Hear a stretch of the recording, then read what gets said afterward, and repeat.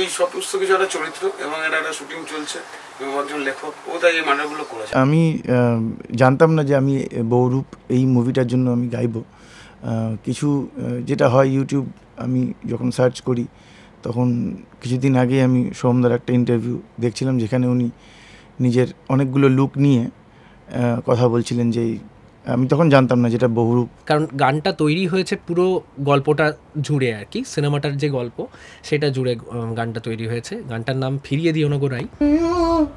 দিও গো ঠাই ইয়াদার পেরিয়ে সামনে দাঁড়াই, তবে কাছে টেনে নিও হিরিও না।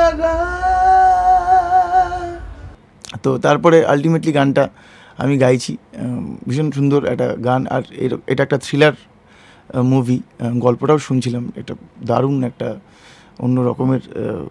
মেন স্ট্রিমে এরকম বাংলা সিনেমায় এরকম গল্প খুব কম দেখা যায়। আমি খুবই এক্সাইটেড। তোমরা যখন গানটা রিলিজ হবে শুনবে, গানের লিরিক্স মানে কথা এবং সুর দুটোই একটু আমরা অন্যভাবে ভাবার চেষ্টা করেছি।